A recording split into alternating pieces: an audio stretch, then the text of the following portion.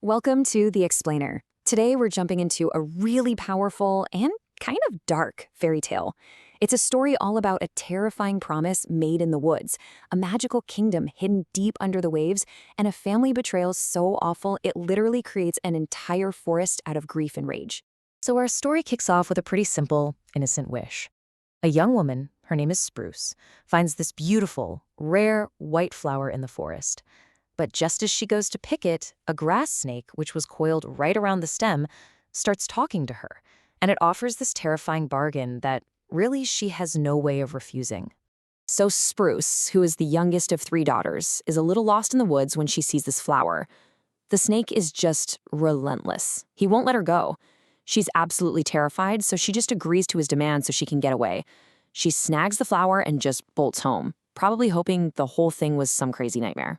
Well, that nightmare is about to get very, very real.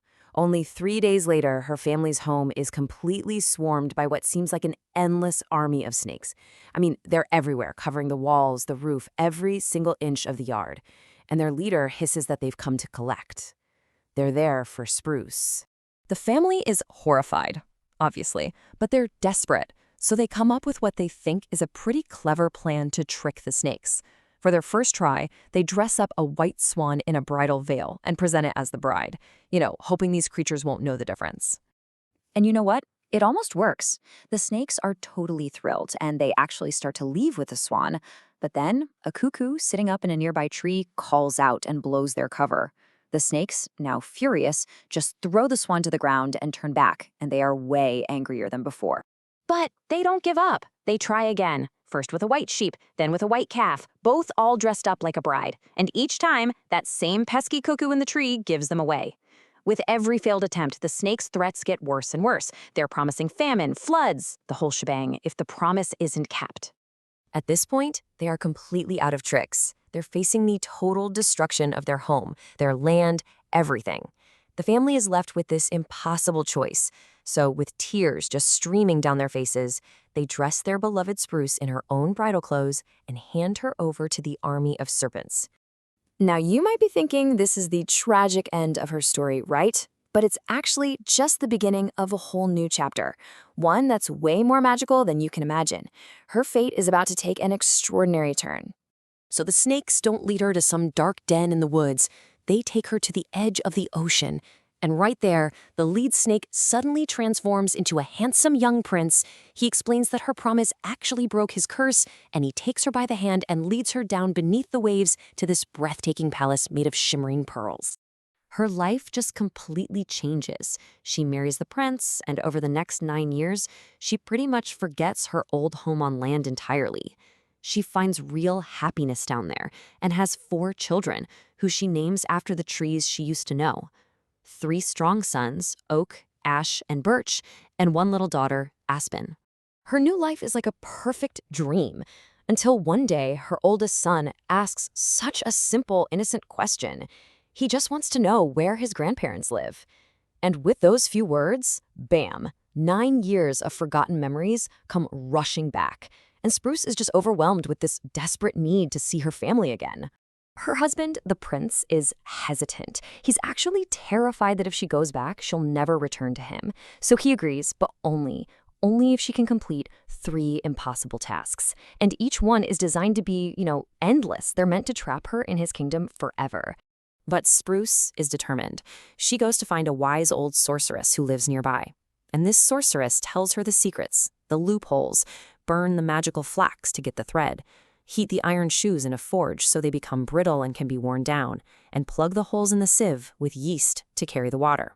Spruce does all of it, and her husband, true to his word, has to let her go.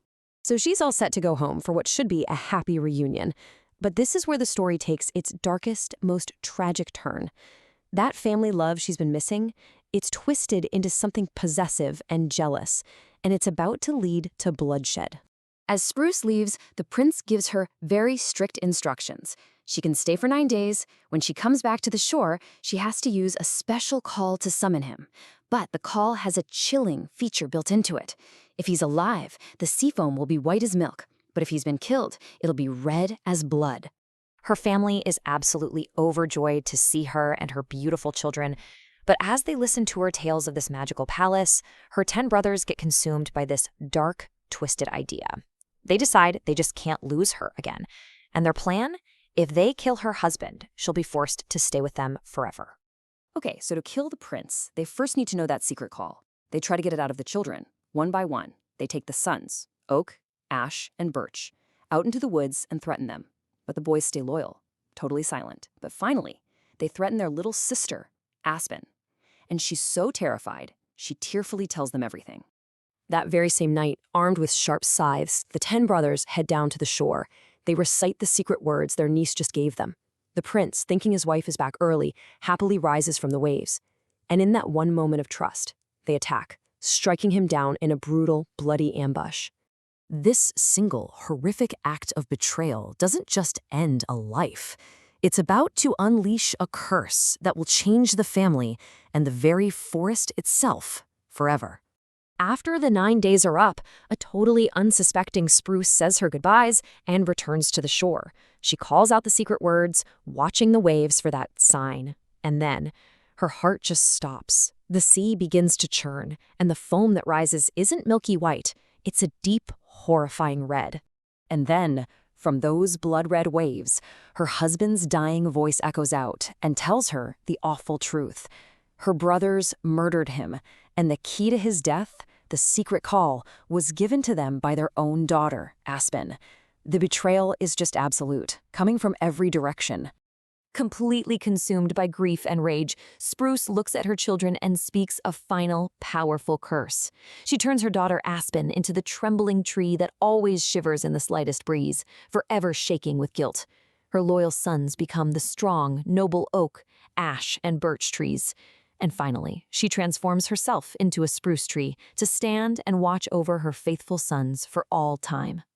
And so the story ends. Not with a family, but with a forest. A living, breathing monument to a magical love and a truly terrible betrayal. It really leaves us with a haunting question, doesn't it? How many of the legends in our own world are born not from heroism, but from the devastating fallout of a broken promise?